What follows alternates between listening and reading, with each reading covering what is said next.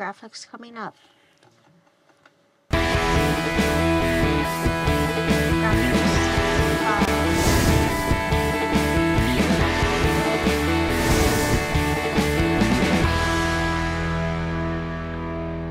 Hi, everybody. Welcome to Music Matters. I'm your host, Harry, and this is Christy. And today we have the band Realigned with us. Hello. Hey. Hey, guys. Introduce yourselves and what you play. I'm Brian Eubanks. I sing and play guitar. Ty Lacroix, lead guitar. Josh Duran, I play the bass guitar. And sing. And backup vocals. Sometimes, yeah. Justin Moore, and I'm the drums. You Harry, are. I'm really excited about having these guys back. We've worked with them, and they're not new to us, and I can tell our friends at home that they are a class act on top of excellent musicians. Thanks. That's very kind. Thank you. Thank you. So, guys, thanks for being here tonight. I appreciate that. We originally had scheduled you guys to play in an earlier fest. You guys, first of all, you're playing at Rock in the Summer. Rock in the Summer. In Saturday. Saturday in a couple of days. Yeah, Purple Show. So excited. And we originally had you scheduled to play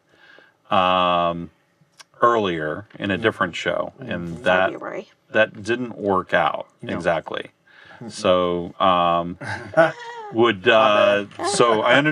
so it is Justin, it's your fault, is what I hear. I do apologize profusely for that. Yeah. So If anybody remembers or is old enough to remember getting a call past 9 o'clock or past 10 o'clock, when your family shared one phone, and remembers that feeling of a sinking heart, that's what appeared on my phone when I got a call from Ty.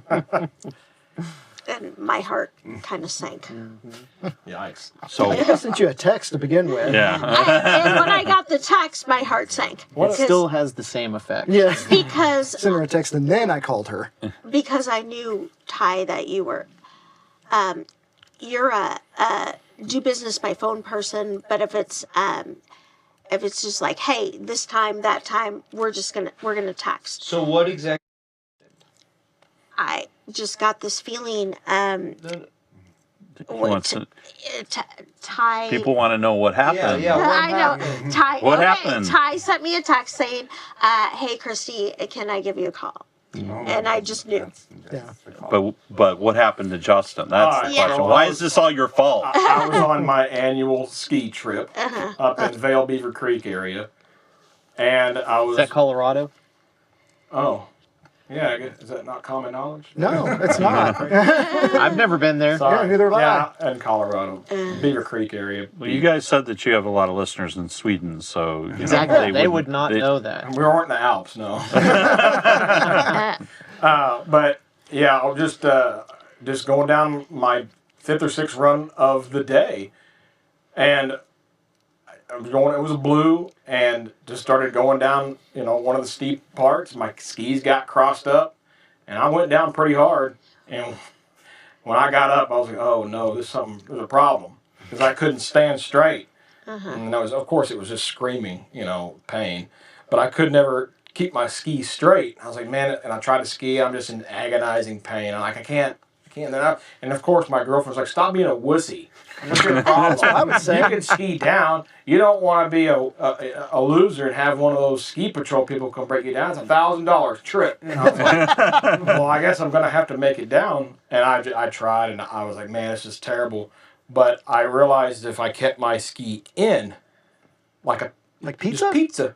It's like, the kids, Instead they of teach French kids, fries? I don't ski Right. that way. But I got down, I was in the top third of this run on a blue. So it's got some steep little areas on it. And I skied down the bottom, to the bottom, pizza. And I'm just like, I'm just in pain. That's all I can think about is the pain. I'm going under lifts, and they're like, "Ooh, what's this guy doing?" Because I'm probably making all kinds of racket, just looking terrible. But I made it down and got the boot off, and I think the boot really helped because they're pretty compressed. And I got it off, and boy, it started to swell once I got that boot off, and I knew something was wrong immediately. I was like, something's a problem. I still try to, get it, just, get over it, tough it out type deal. But I could hardly put any pressure on it. And after it got so swollen, they said, you got to go to this emergency clinic. They got, down kind of at the bottom of the mountain there. And I did, and they took the x-ray, and I broke it. And then I sent these guys a message, hey fellas, we're going to have to cancel that show. I broke my ankle. Yeah. Well, and we thought he thought he was I thought it messing was a with joke. us because that's what he does. Yeah. I had to send them the x-ray. It split. Yeah. The thing Yeah. split. Yeah. We thought it was But a joke. It's healed up just fine. I would say 100% doesn't give me any problems, so we're really excited about the show. I think we as the general public people forget how much drummers use their legs. Yeah. Especially that It was ankle. my right It was ankle. his That was my dominant lead one. foot. But that wasn't the only thing you broke. Yeah. Some ribs, didn't you? Oh yeah. Yeah. that was the real painful part, wasn't it? Yeah, I screamed and put a hole in the wall. I guess When I was at home trying to get up, one time this was a week or two later, and that took over the dominant pain was my ribs, and then it finally just went away one day. But yeah, it was rough.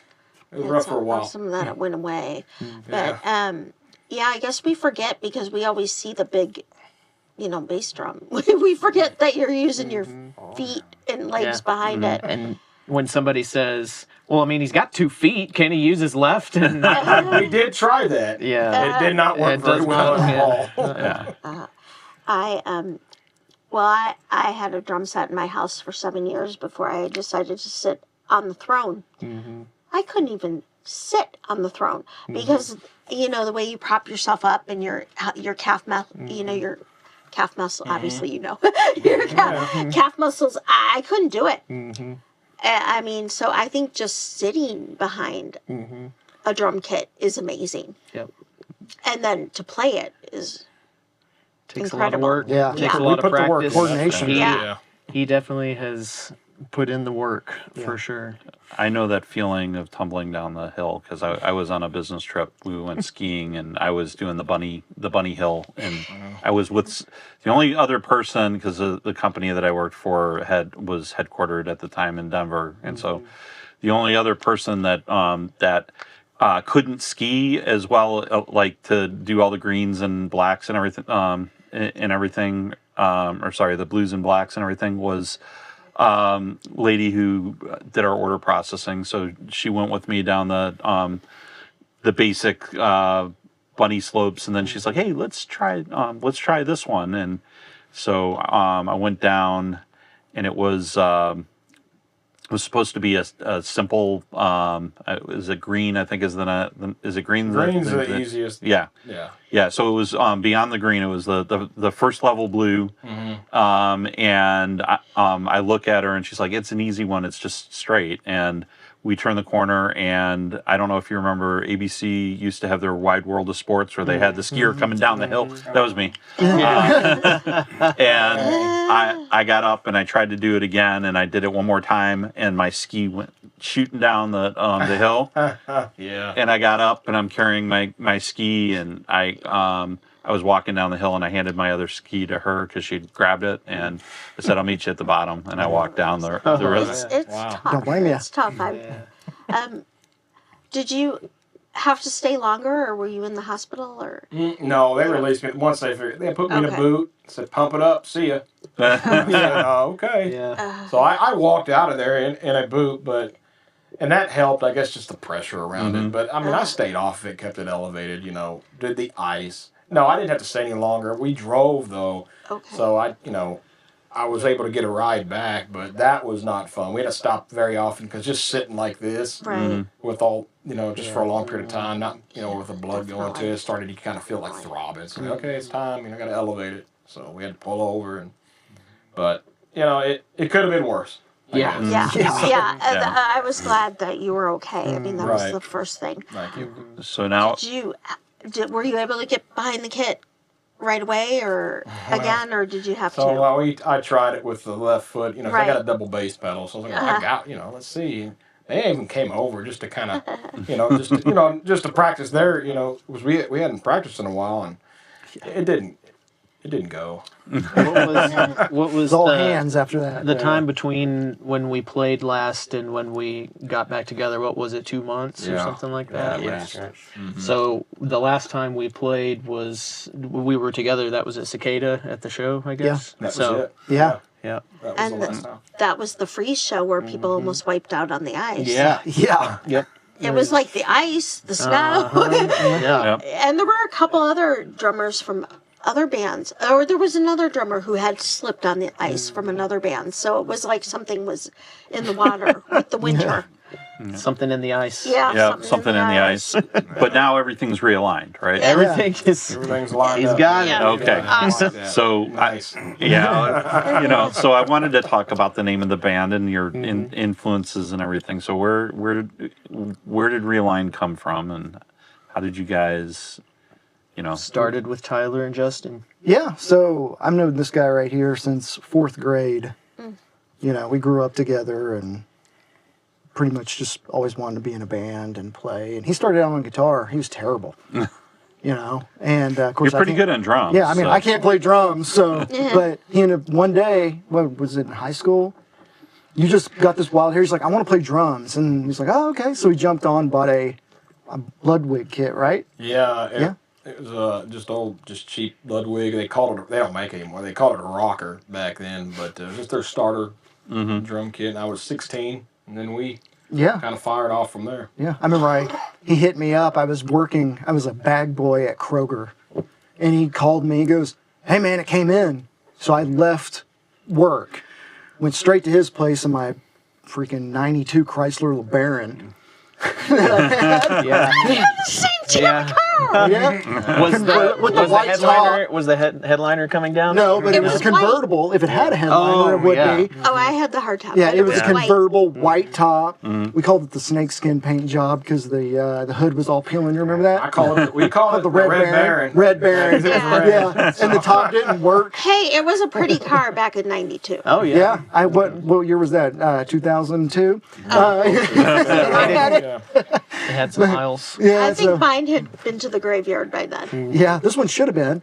But anyway, yeah, I came over and we just slowly worked through it and eventually wanted to get a band. In the sense of the name, it's been so long and there's been so many substances I've done since then. I don't really remember the actual reason that I came up with that. I know we came up with it, but as of now, I feel like it's just, how it relates to us now is like we realigned with oneself to align with oneself. And Well, what I remember you telling me back originally was that it had to do with maybe your distaste for the music that was Yeah, being made at that it time. had something like that in regards. But yeah, in general, the name has. I mean, it kind of takes on different meaning, and yeah, definitely for the subject matter. Since I've joined the band, and writing words and things like that, it does have a lot to do with trying to figure out a way to realign either your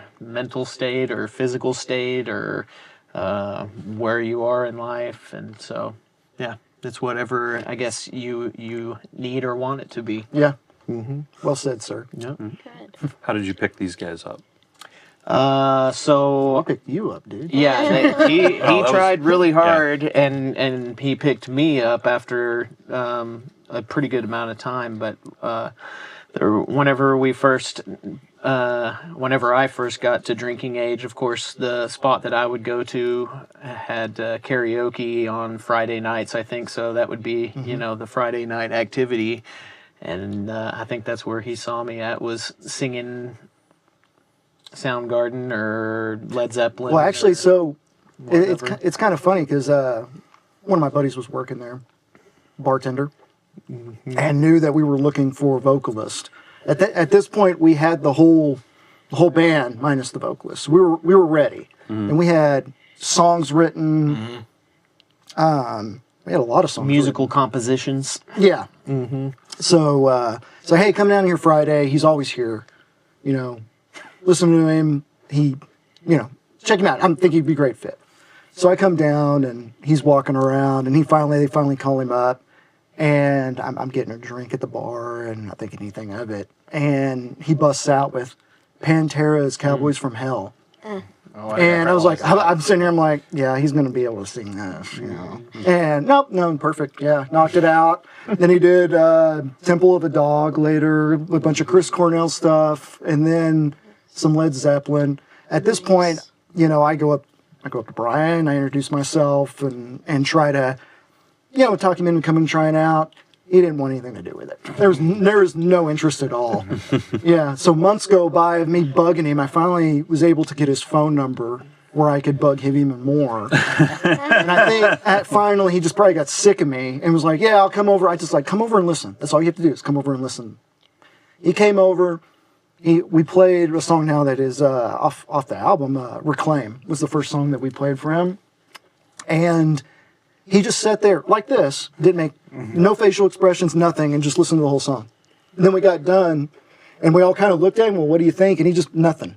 And he kind of looked up, he goes, I'm in, but I have one condition. And of course, we're just like, okay, whatever, man, just come on. He goes, I want to play guitar. So as long as I can play guitar and sing, I'm in. Yeah. And that's kind of how it went. So we were at Justin's parents' place. Yeah. Up in, Yep. Was Yeah. it a converted attic or a loft or not a Oh, loft? it was designed that way. Like a story and a half. It was a deal. 2-story, and we were upstairs, and that's where it began, right there. Yep. So this was early 2000s, you said? Yeah, Yeah. that was probably 07, 08, 08, 09, something yeah. like that. We were in between Deep Ellum runs because these guys were little, so we weren't as in tuned. But yeah, there is really no memorable music from that I can think of. Well-known Yeah. music back from that era. It's- I can see You know, that We it had was. we had our restaurant then. Yeah, we had so our restaurant, but can you think of well-known music that? there I mean, was it wasn't that there was great. stuff.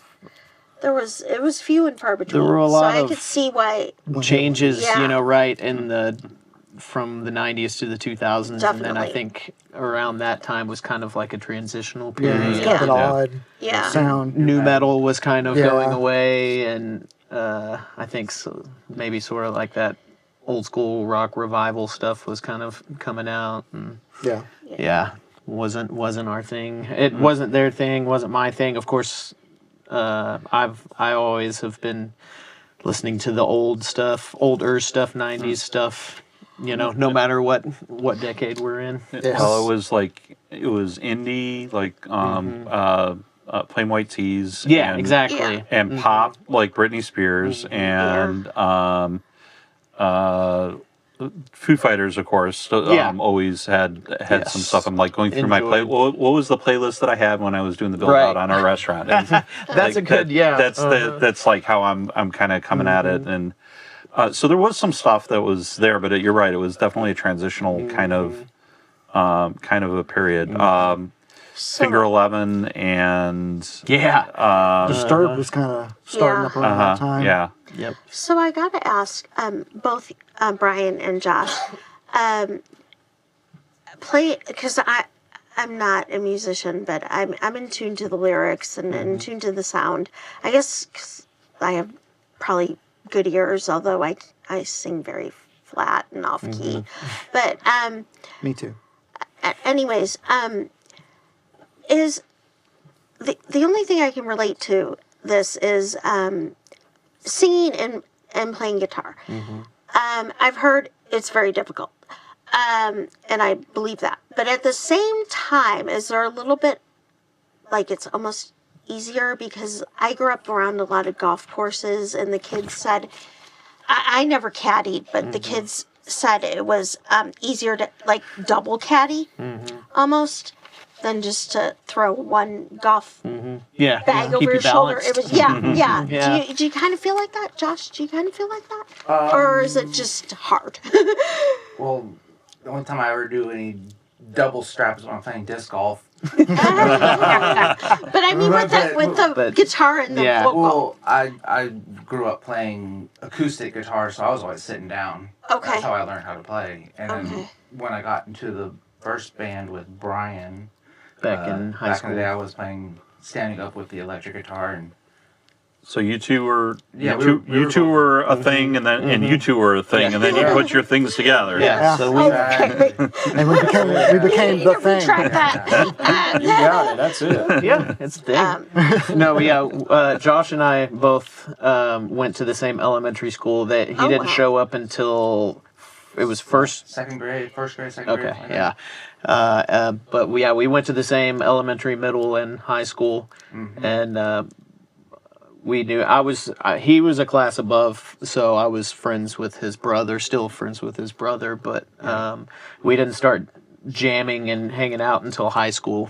Yeah. But to answer that question, yes, it is more comfortable for me to have a guitar and sing, and it was something that came naturally to me somehow. I don't know. So I mean, I'm sure it's different for everybody, but when I started learning how to play, I immediately started playing and singing as well. So it's been like that since I was 13. Did the singing come first or the guitar? The guitar, it took me a long time to get my voice. Okay. And really, I think the only reason I'm able to do it is just because I have a good ear for pitch, and so I know if I'm hitting the notes as long as I can hear when I'm singing, So I've never really felt like I excelled at it, but I felt like I do good enough just because I can hear whether I'm on pitch or not. Could you see yourself ever just singing without playing guitar? So we did do that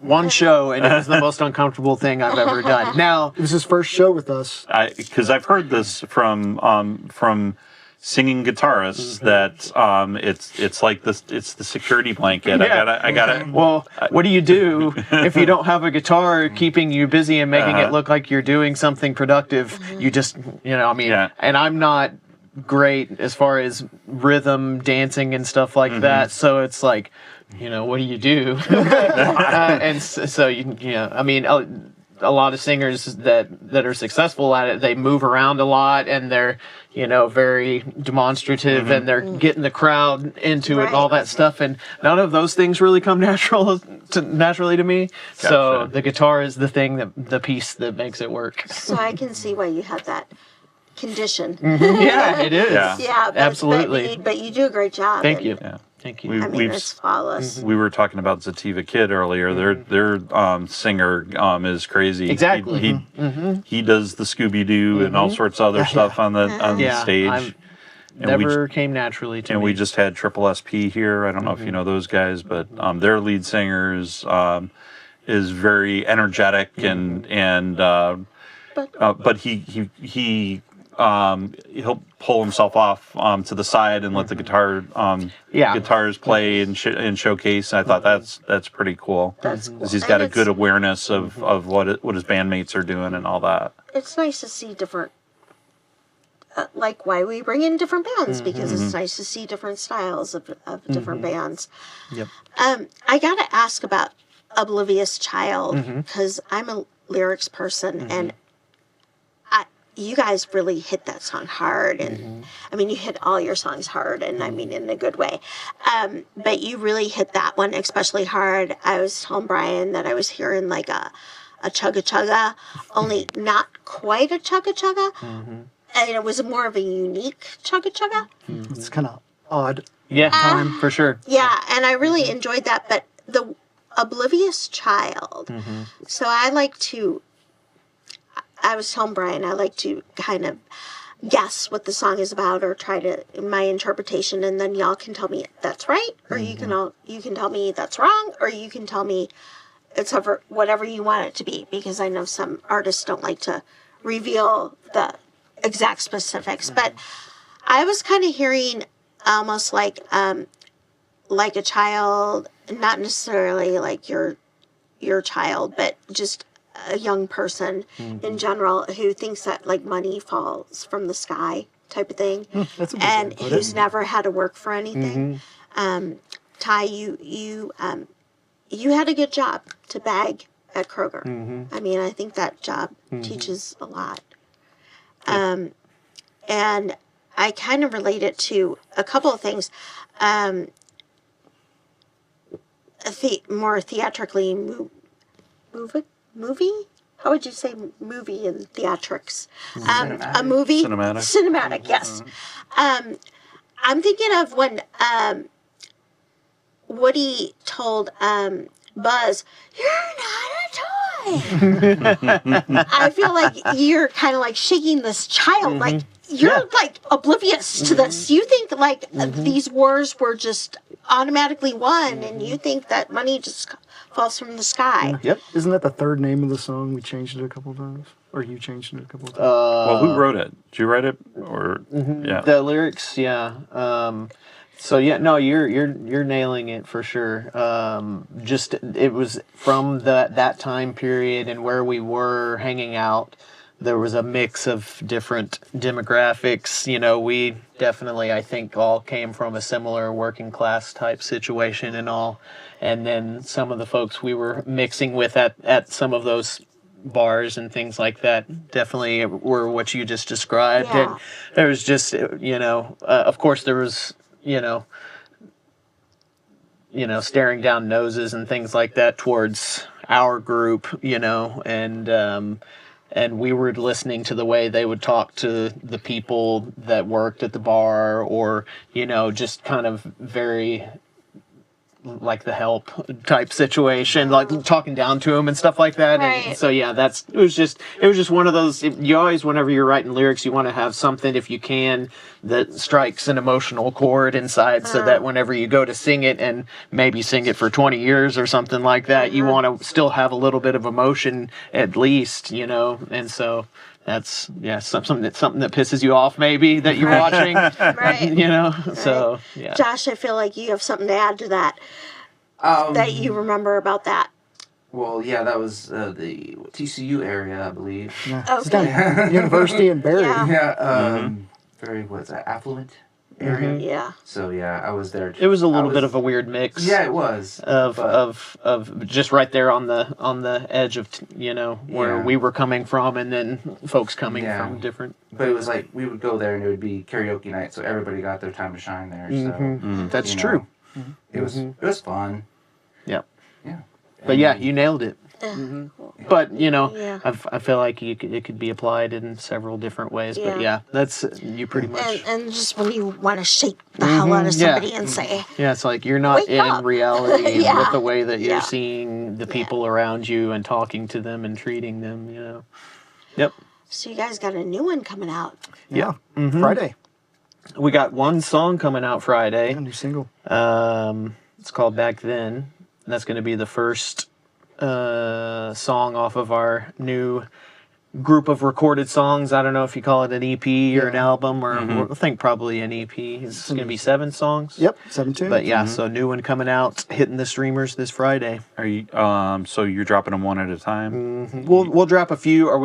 I don't know if we'll do all Yeah. 7, but we will drop a few singles. before we release the whole EP. thing. Yeah. So do you guys have a strategy for how you drop the songs, and like when, or It usually reveals itself to us, I think. Yeah, it's definitely going to be. I think about every 4 to 6 weeks we'll have a new song out. It will be dropped on a Friday. But as far as the songs that we choose for those releases, that's a process. I think of going through that it becomes pretty obvious. Yeah. Once we hear it, it's like, okay, that one came together, and we feel like it'll be, the type of thing that will grab people's attention. Yeah, and this song's a little different than what we're usually What we've done accustomed to. previously. Yeah. what's the name of the song? Back then? Back Then. Yeah. Okay. Well, what's it about? So the album that we did before, of course, had a lot of material that spanned a lot of years, but it was a lot of years of kind of dealing with a lot of the same issues. And so this new group of songs is having come through a lot of that stuff and grown up a little bit and sought help where it was needed, and kind of dealing with I mean, you're still going to be dealing with stuff, so before it was kind of dealing with, mental health issues and things like that. And so now, you're seeing things differently, but then you've got other new things that pop up, maybe having to do with, being afraid of getting sucked back into those states of mind. So that's kind of what this first song is about. But I think all of the songs are kind of in that realm. Trying to figure out how to stay in the good place.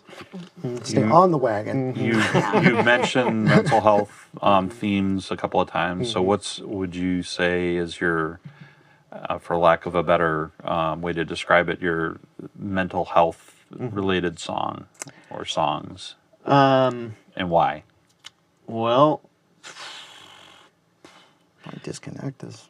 yeah, I mean, Descent, which we played tonight, that one's about, struggling with coping mechanisms, I guess would be the best way to put it, and letting them kind of drag you away from reality, thinking that it's going to be some sort of solution when it's just a temporary escape, and kind of letting those things take control of you once they get momentum. But I mean, really, every song is kind of in that. I mean, you can look at it from different ways. I mean, why am I worried about why was I worried about any of the things that those people were saying or looking at us in a certain way back in those days? Why was that something that I even worried about, Right. So, and that, I think that comes down to your mental state and, having confidence in being yourself and things like that. Things that take time to build up for some folks, definitely did for me. And sometimes it takes, reaching out and getting some help. Overall, I think it's the thing that's most important to me in all of this stuff is just kind of putting those things out there in a way that lets people know that they're not alone in having struggles like that, and something that everybody can relate to, and just letting everybody know that they're not the only ones out there. So that's probably the general thing that they're going for. Well put. Yeah. And it's something that obviously people are talking about more than they used to. I don't even think that it was a thing that I heard talked about at all back whenever we first you would started not playing. talk about that. You didn't, and that maybe that's different in different areas wherever you grew up and things like that. But where we were, it wasn't something, and so things are changing for the better, I think. And that allows us to kind of put that stuff out there a little more freely and be more comfortable with it. Yep.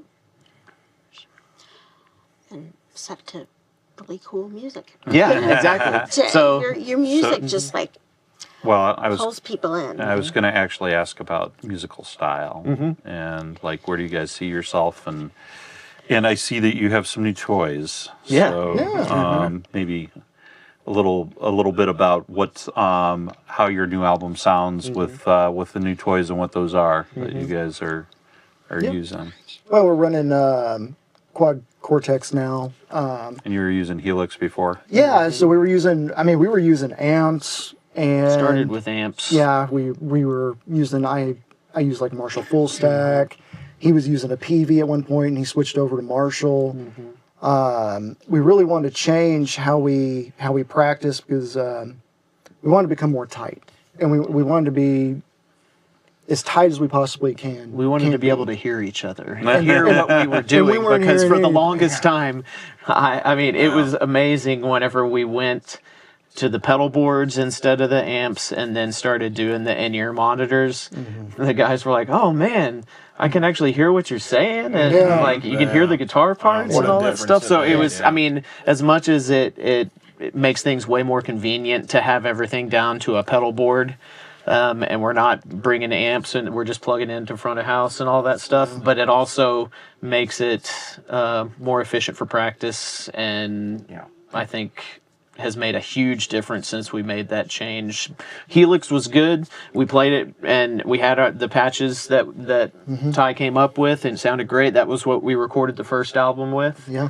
But if anybody's in the music business right now, they've most likely heard of the Quad Cortex, and it's something that a lot of nationally touring bands are going to for several reasons. So Ty made the change, got a patch set up, and then once you start watching videos about all the capabilities, I mean, what does it do for you that, like, I'm sure there's a lot of people that are out there that are just used to, like, hey, I got a pedal board and I got pedals on it. I know Ryan's got a whole pedal board of all Boss that he uses. So, like, Yeah, so the best way I can put it is you now have studio quality live. So I can run, for the nerds out there, you can run a comp and a gate. You can really open it up. You can have different channels. You can program it to change with a click. So like if I'm playing heavy guitar, distorted guitar, I can program the system to switch for me for my clean part instead of me having to tap dance and click around. There's a lot of different things that you can do. You can hook it up to a computer when you're playing live, and it'll adjust the lights for the show, or it'll click on, backing tracks. It's just, it's amazing. If we wanted to, Brian we could both plug into one and play. So if one of them crapped out before a show, we could both plug into the same one and play. The processing power, I think, is amazing. one of the bigger selling points with this thing.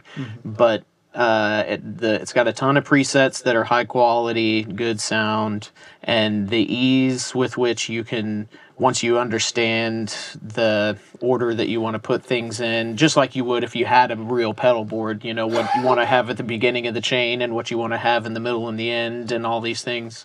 Once you figure that part out, there's a lot to choose from and, make it your own. And it's really easy to do, I think, once you get an understanding of it. And then it's compact, it's light. My back doesn't hurt. Sounds good.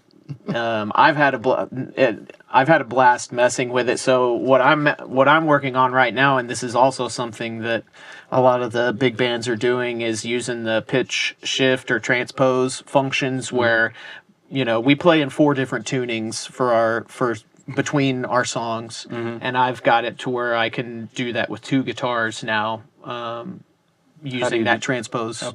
okay, so how does that work? So it just shifts. You have it, and of course they do make effects pedals that do this as well. Just not analog, but standalone. Yeah. But you have your guitar tuned to whatever you usually have it at, and then you adjust it by semitones or half notes, and you can do whatever you want. And so it does all of that digitally. Of course, it can't get specific to string, but whatever you've got it tuned, it's going to take you down, If it's by in the half standard note. and you want to go to drop D, then it... Yep. Yeah. So or a whole It step would be or 2 like steps. playing in D standard. Yeah. Yep. Right. Exactly. Yeah. Yep. So we play half a step down. That's our Mostly, yeah. tuning. Most of the songs have the top string dropped to match the 3rd string, but we've got one song that's in drop C, and then we have some 7-string songs, and I've got it set up to where I'm playing a 6-string that's tuned to half a step down that's covering all those tunings with that effect. And so for practice, it's really nice because I don't have to throw all that crap in the truck to... which, I mean, I guess we're making it sound like we're really lazy or something. Like, I don't want to carry amps. I don't want to carry cabs. I don't want to have too many guitars. But, I mean, for somebody maybe that...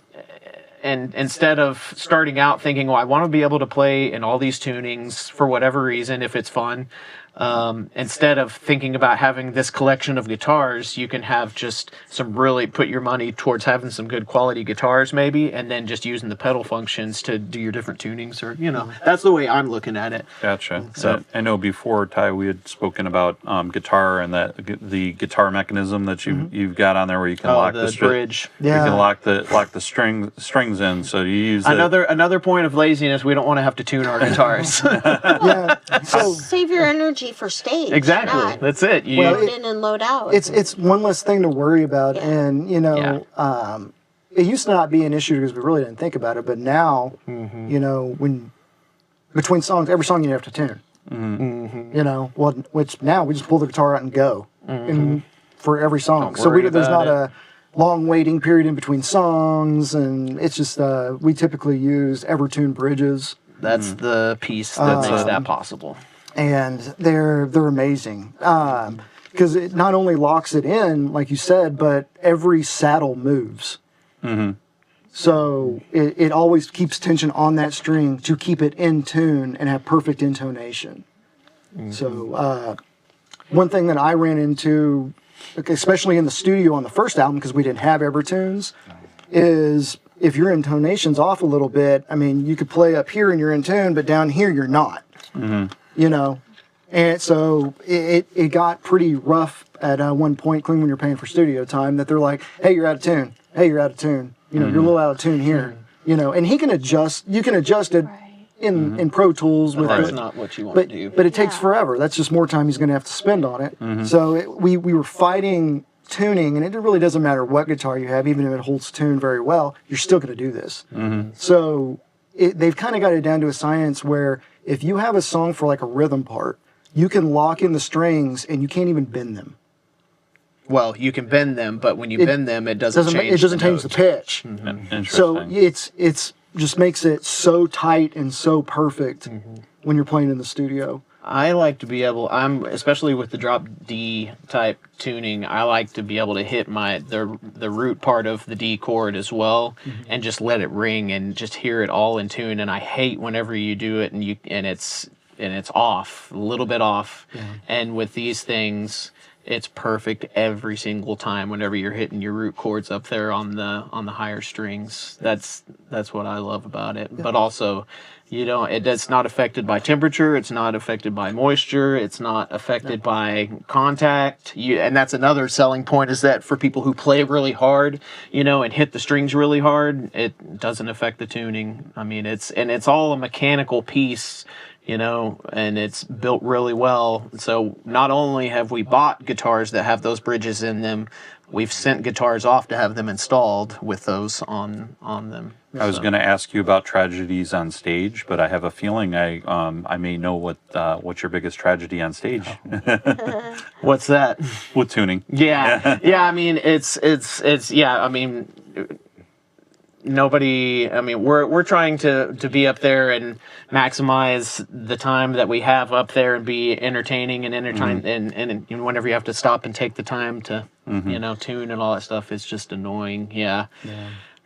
What? It is really hard to get your tuning consistent across the entire fretboard. Like it is. Like even when you I play bass, so when I've just recently had my bass, the intonation done on it, like things are still slightly off. It's never going to be perfect. So usually for recording, what I find myself doing is, say I'm in F major and I'm going to be playing a lot of Fs on the E string. Instead of tuning E perfectly, I'll hold down the first fret and then tune to F. Yeah. Making sure that I'm not bending it, and then tune to C on the A string, etc. There were definitely tricks like that I don't have to worry about anymore. They make Evertune for basses now. Oh yeah. They make them for basses now. But doing the drop D tuning, usually you wouldn't be able to tune that top string to actual, like if you get a tuner and tune it to D, you'd have to tune it to the A string or whatever once you get all those set, or so it's just something we don't have to worry about anymore. Before we close out, I just wanted to add, y'all are really good at connecting with your fan base. When I went to your show, it was like everybody had their merch on, and it was great. And that was a bad weather day, and it was still fantastic. That's the whole point. Yeah, they come first. I think we make it a point, after the show, to make sure that we talk to them and appreciate them. And I personally like to go hang out at the merch booth and have them come by and take pictures and hang out and, just get to know our fans. They can ask us questions and hang out. And take weird pictures with you. Yeah, take Yeah. funny pictures, all that That's- stuff. That's Yeah. the best way to do it.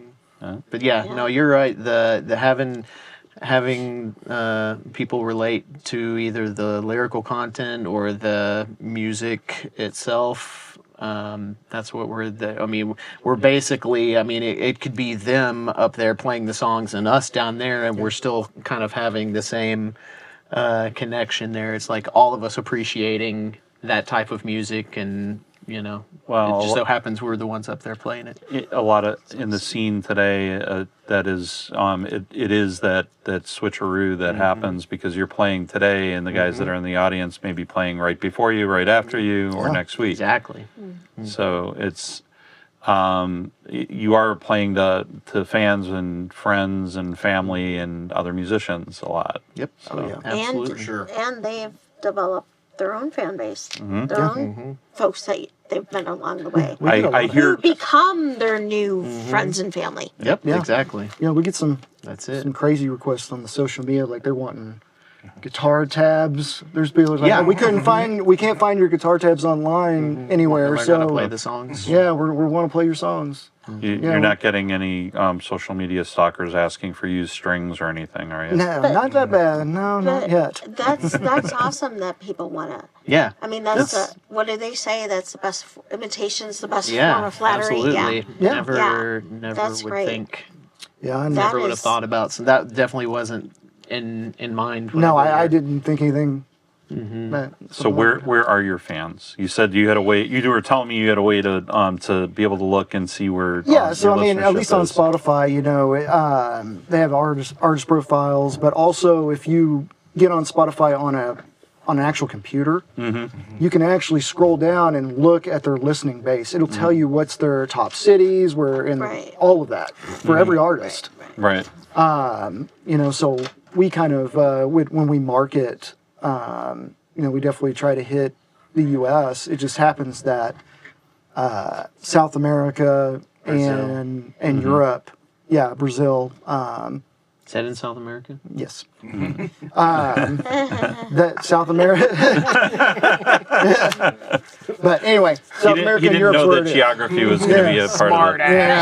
Yeah, But your live following Yeah. is really impressive. Yeah. Here in the DFW area. yeah, and surprising enough, And all of them in their black shirts Yeah, with the that's fun. realigned. That's I love. awesome. We love seeing that. Yeah. it's Big great. deal. Yeah. Yep. Well, thanks for being with us today. Where can Thanks for people having find? Where can people find you?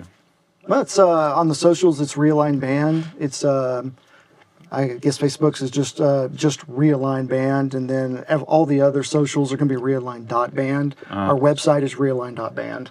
But we're on all of them. Yeah. It's www.realigned.band. .band. Yeah. So not .com, .band. .band. Yeah. So there's band domains you can get that Okay. I highly recommend for all you people who play. Is all you don't even have to put www. You just put Realigned.band and it'll Yeah. pull up our website. That's cool. Yeah. We're on all of them. All the streamers, All the right. socials. I think So that's you what got new music coming out on Friday. Yep. Got Killer Show Saturday. Killer Show on Saturday. You know, we've got so many bands playing Rock in the Summer. Both days, Saturday and Sunday. That's awesome. And so we're really looking forward to having you guys in the We're hearing gonna you have play. some fun. Yeah, we definitely. So you guys definitely come out and see Realigned. Follow them. Subscribe to their channels and listen to their music. Absolutely. Hit them up for tickets for Saturday. Yes, Yeah, yes, please. please. Yeah. Hit us up. We want to see you there. Yeah.